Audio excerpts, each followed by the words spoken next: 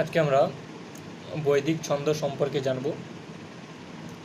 বৈদিক ছন্দ ইউজিসি নেটের ক্ষেত্রে খুবই গুরুত্বপূর্ণ একটি টপিক। আজকে যতটুকু বিষয় পড়ব এর মধ্যেই সমস্ত আজ পর্যন্ত যা কোশ্চেন হয়েছে এর মধ্যেই রয়েছে। ছন্দে এর বাইরে আর কিছু পড়তে হবে না আপনাদের। তো বৈদিক ছন্দে দেখে নেওয়া যাক কী বিষয়টি আজকে রয়েছে। ছন্দ, ছন্দকে মূলত দুভাগে ভাগ করা যায়। একটি হলো লৌকিক ছন্দ এবং অপরটি হলো বৈদিক ছন্দ।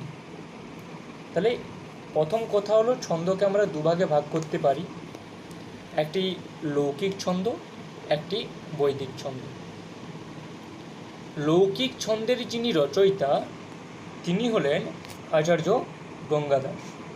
তাহলে গঙ্গাদাস লৌকিক ছন্দের রচয়িতা, আর পিঙ্গলাচার্য বৈদিক ছন্দের রচয়িতা। এবং দুজনের গ্রন্থের নাম দেখা যাক। আচার্য গঙ্গাদাস তিনি যে লৌকিক ছন্দের রচয়িতা তার গ্রন্থের নাম ছন্দমঞ্জরি, এবং পিঙ্গলাচার্যের গ্রন্থের নাম ছন্দসূত্র। আমরা জানি লৌকিক ছন্দ মানে লোকে যেগুলি প্রচলিত সেগুলি লৌকিক ছন্দ, যেগুলো মূলত সংস্কৃত সাহিত্যে যেগুলো প্রযুক্ত, আর বেদে যেগুলো প্রযুক্ত হয় সেটা বৈদিক ছন্দ। তো লোকে যেগুলো প্রযুক্ত হয় লৌকিক সাহিত্যে সেগুলো আমরা দেখেছি শগধরা ছন্দ, অভিজ্ঞান শাকুন্তলম নামক নাটকের প্রথম অঙ্কের প্রথম শ্লোক, অর্থাৎ যে মঙ্গলাচরণ করা হয়েছে যা সৃষ্টি ষষ্ঠ রাধ্যা, এই শ্লোকের মধ্যে কী ছন্দ রয়েছে? শগধরা ছন্দ। তেমনি শার্দুল বিক্রীড়িতম, মন্দাক্রান্তা, মেঘদূতের বিখ্যাত একটি ছন্দ মন্দাক্রান্তা। তাহলে এই যে ছন্দগুলি এগুলি হলো কি না লৌকিক ছন্দ। এবার আমরা যদি দেখি বৈদিক ছন্দের মধ্যে কি রয়েছে, গায়ত্রী, উষ্ণিক এবং অনুষ্টুপ, এইগুলি হলো কি বৈদিক ছন্দ। কিন্তু লৌকিক ছন্দ এবং বৈদিক ছন্দের মধ্যে পার্থক্য কোথায়? লৌকিক ছন্দ গণ দ্বারা নির্ণয় করা হয়, কিন্তু বৈদিক ছন্দ অক্ষরের উপর নির্ভরশীল। এই জন্য বৈদিক ছন্দের লক্ষণ প্রসঙ্গে পাওয়া যায় যে যদক্ষর পরিমাণং তৎছন্দ।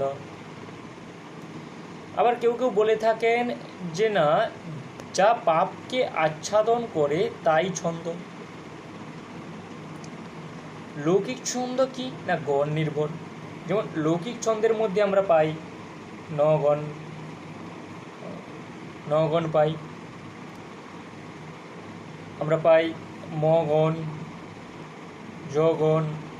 এই সম্পর্কে একটা শ্লোক আছে যে মস্ত্রীগুরু স্ত্রীগুরু লঘুশ্চ নকার ভাদিগুরু পূর্ণাদিগুরু লঘুরি যোগুরু মধ্যগত রল মধ্যে, এরকম একটি শ্লোক রয়েছে যেখানে গণ নির্ণয় করা হয়েছে। এবারে আমরা যে বিষয়টি আজকে দেখব তা হলো বৈদিক ছন্দ। তো বৈদিক ছন্দ প্রধানত সাতটি। বৈদিক ছন্দ প্রধানত কটি? সাতটি। কি কি? গায়ত্রী, উষ্ণিক, অনুষ্টুপ, বৃহতি, পংক্তি, ত্রিষ্টুপ, জগতি। এই ক্রম অনুযায়ী আমাদের মনে রাখতে হবে। ফার্স্ট এলো কে না গায়ত্রী, তারপরে উষ্ণিক, তারপরে অনুষ্টুপ, তারপরে বৃহতি, পংক্তি, ত্রিষ্টুপ এবং জগতি। কারণ কি এই ক্রম অনুযায়ী যদি আমরা মনে রাখি তাহলে চার চার অক্ষর বেড়ে বেড়ে আসবে। যেমন গায়ত্রী যে ছন্দ তাতে কটি অক্ষর রয়েছে? 24টি অক্ষর রয়েছে, কারণ বৈদিক ছন্দ অক্ষরের উপর নির্ভরশীল। উষ্ণিক ছন্দে কতগুলি অক্ষর রয়েছে? উষ্ণিক ছন্দে রয়েছে 28টি অক্ষর। তেমনি অনুষ্টুপ ছন্দে রয়েছে 32টি অক্ষর, বৃহতিতে 36টি, পংক্তিতে 40টি, ত্রিষ্টুপে 44টি, জগতিতে 48টি। তাহলে গায়ত্রী, উষ্ণিক, অনুষ্টুপ এভাবে যদি মনে রাখি, বৃহতি, পংক্তি, ত্রিষ্টুপ। দেখো এখানে ত দিয়ে শুরু হয়েছে, এখানে ত দিয়ে শুরু হয়েছে, তিনটি করে আমাদের মনে রাখতে হবে। এখানে 3 নম্বরটি প দিয়ে শেষ হয়েছে, এখানেও প দিয়ে শেষ হয়েছে। এবং শেষে জগতি রয়ে গেছে। তাহলে মনে রাখতে হবে গায়ত্রী, উষ্ণিক, অনুষ্টুপ, বৃহতি পংক্তি, ত্রিষ্টুপ। তাহলে সামান্যত গায়ত্রী অক্ষরে 24টি অক্ষর হয় এবং পরবর্তী যেগুলো 4 যুক্ত করে দাও, তাহলে পরের অক্ষরগুলি আমরা পেয়ে যাব। তাহলে মোট বেদে প্রধানত 7টি ছন্দ প্রযুক্ত করা হয়: গায়ত্রী, উষ্ণিক, অনুষ্টুপ, বৃহতি পংক্তি, ত্রিষ্টুপ। বেদাঙ্গের মধ্যে ছন্দকে বেদপুরুষের পায়ের সঙ্গে তুলনা করা হয়েছে। পাণিনীয় শিক্ষায় একটি শ্লোক রয়েছে যেখানে বলা হচ্ছে ছন্দ পাদৌ তু বেদস্য। ছন্দ হচ্ছে পায়, পা। ছন্দ কি? পা। বেদপুরুষের পা কি না ছন্দ। এটি পাণিনীয় শিক্ষায় বলা হয়েছে। এরপর আমরা দেখে নিই যে প্রতিটি ছন্দে কতগুলি পাদ সংখ্যা এবং অক্ষর সংখ্যা রয়েছে। যদি আমরা গায়ত্রী ছন্দ দেখি, এখানে গায়ত্রী ছন্দে 3টি পাদ রয়েছে এবং প্রতিটি পাদে 8টি করে অক্ষর রয়েছে। তাহলে সমান কতগুলি হলো? 24টি। তাহলে 24টি হলো গায়ত্রী ছন্দের অক্ষর। তাহলে 3টি পাদ, 3 8 24, 8টি করে অক্ষর প্রতি পাদে রয়েছে। অনুরূপভাবে উষ্ণিক ছন্দের 3টি পাদ রয়েছে এবং এখানে প্রথম পাদে 8টি অক্ষর, দ্বিতীয় পাদে 8টি এবং শেষ পাদে 12টি অক্ষর রয়েছে। তাহলে এখানে একটু পার্থক্য রয়েছে। আমরা উষ্ণিক ছন্দ 28 অক্ষরে পাই। দেখো 8 + 8 16, 12, 28।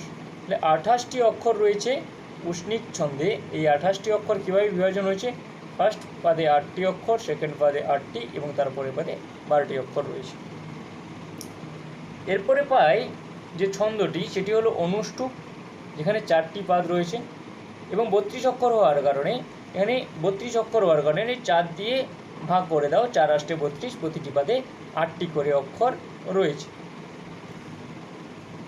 এরপর বৃহতিতে 4টি রয়েছে পাদ, অর্থাৎ এটি 36 অক্ষরের ছন্দ। তাহলে 36 ভাগ 4 করে দাও, 4 9 36, তাহলে 9টি করে। তারপরে পংক্তিতে 40 রয়েছে, তাহলে 40টি 4 দিয়ে ভাগ করে দাও, 4 10 40।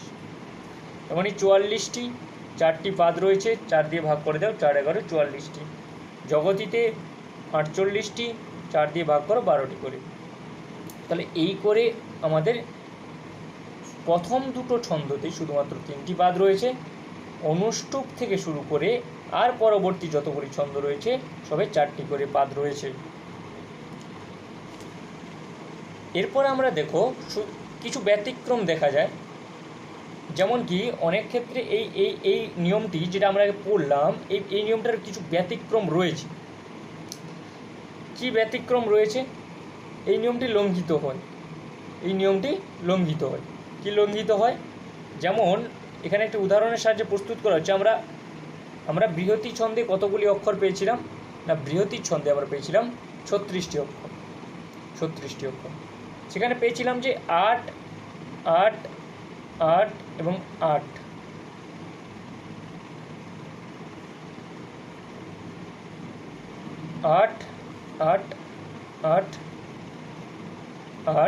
এবং 4টা 8 নয়, এখানে মূলত বৃহতি ছন্দ 36টি, তার মানে 9টি করে বর্ণশলী, 9টি করে হবে, 9টি করে 9 9 9 এবং 9, তাহলে 9টি করে পাই। তাহলে কিন্তু কোনো জায়গায় দেখা যায় যে প্রথম পাদে 8টি, দ্বিতীয় পাদে 8টি, তৃতীয় পাদে 8টি এবং শেষ পাদে 12টি, এরকম দেখা যেতে পারে। বা 8টি 12টি 8টি, এভাবে 36টা দেখা যেতে পারে। আবার পংক্তি আমরা পেয়েছিলাম কতগুলি অক্ষর? পংক্তিতে 40টি। সেখানে আমরা পেয়েছিলাম 4টি পাদ, 4 10 40, তাহলে 10টি করে দেখার কথা ছিল। কিন্তু কিছু ক্ষেত্রে দেখা যায় এখানে 5টি পাদ, এখানে 40টি অক্ষর এবং 5টি পাদে সেটি বিভাজন করা আছে, তাহলে 8টি করে অক্ষর এরকমভাবে দেখা দিতে পারে।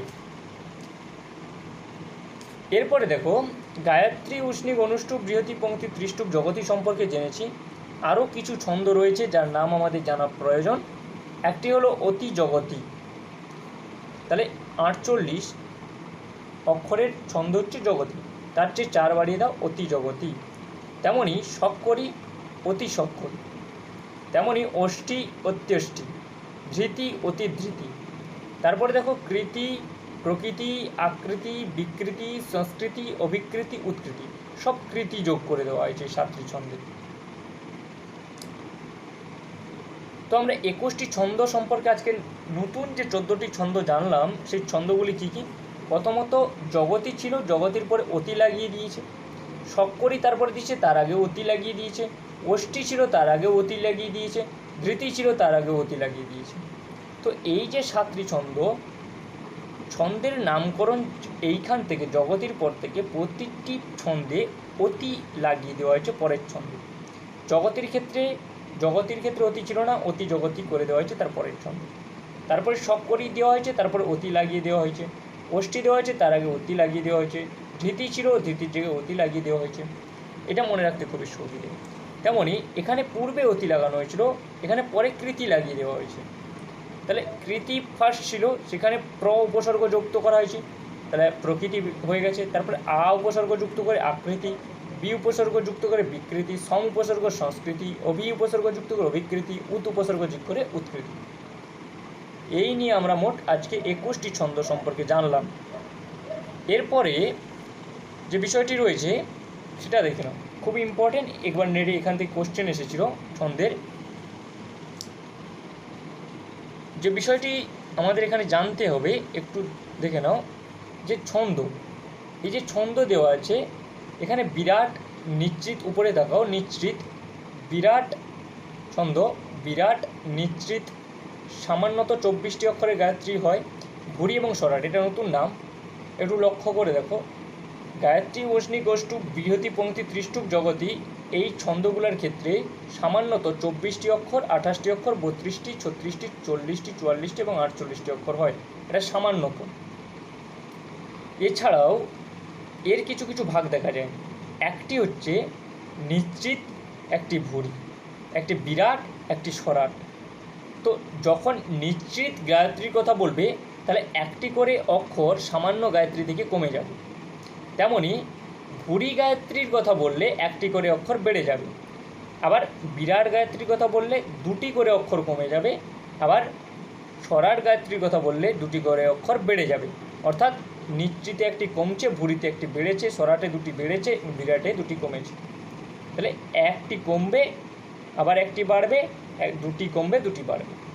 তেমনইভাবে সমস্ত ছন্দের এইভাবে বিভাজন করা হয়েছে। যদি বিরাট উষ্ণিক বলে থাকে তাহলে বিরাট উষ্ণিকের সংখ্যা হচ্ছে 26টি অক্ষর। তেমনই নিশ্চিত উষ্ণিক বলে থাকলে 27টি অক্ষর। সামান্যত উষ্ণিক ছন্দে 28টি অক্ষর হয়ে থাকে। তেমনই 32টি অক্ষর সামান্যত অনুষ্টুপ ছন্দে হয়ে থাকে, কিন্তু ভুরির ক্ষেত্রে 33টি, স্বরাটের ক্ষেত্রে 34টি। তেমনই 31টি, 30টি। দেখো এদিকে একটি কমেছে, এদিকে বেড়েছে, এদিকে 2টি বেড়েছে, এদিকে 2টি কমেছে। তাহলে এই করে করে এই সমস্ত ছন্দগুলি বিরাট, নিশ্চিত, সামান্যত আমরা জানি ভুরি এবং স্বরাটের এই অক্ষরগুলি হয়। তাহলে নিশ্চিতের ক্ষেত্রে সর্বদা একটি অক্ষর কমে থাকে, আর ভুরিতে একটি অক্ষর বেড়ে থাকে।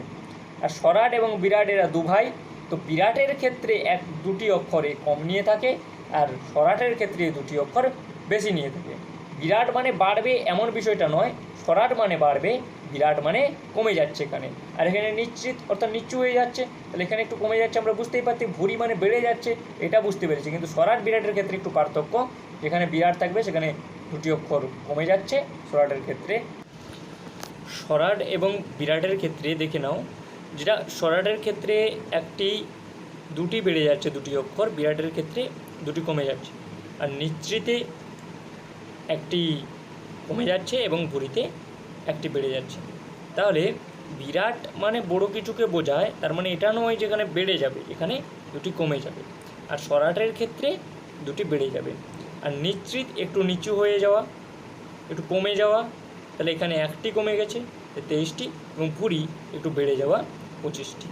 তাহলে এইভাবে আমরা প্রতিটি উষ্ণিক ছন্দের ক্ষেত্রেও বিরাট উষ্ণিক যদি আমরা দেখি সেখানেও দেখব 26টি, নিঃসৃতে 27টি, সামান্যত উষ্ণিকে 28টি অক্ষর থাকে এবং ভুরি উষ্ণিকে 29টি এবং স্বরাটে 30টি। তেমনইভাবে বৃহতি ছন্দেও যদি আমরা দেখি সামান্যত 36টি, একটি কমে গেলে নিঃসৃত বৃহতি আর দুটি কমে গেলে বিরাট বৃহতি। আবার যদি একটি বেড়ে যায় তাহলে ভুরি বৃহতি এবং দুটি বেড়ে গেলে স্বরাট বৃহতি। তো এইভাবে প্রতিটি বিরাট গায়ত্রী বা বিরাট উষ্ণিক, বিরাট অনুষ্টুপ বা নিশ্চিত গায়ত্রী, উষ্ণিক অনুষ্টুপ, হ্যাঁ, সামান্যত কটি থাকে আমরা সবাই জানি, এবং ভুরি উষ্ণিক গায়ত্রী বৃহতি পংক্তি কটি করে অক্ষর থাকে এগুলি আমাদের মনে রাখতে হবে, এবং স্বরাটের ক্ষেত্রেও সেম। তো এরপরের ভিডিওতে আমরা আর একটি বেদের টপিক নিয়ে আলোচনা করব। এখন এই পর্যন্তই।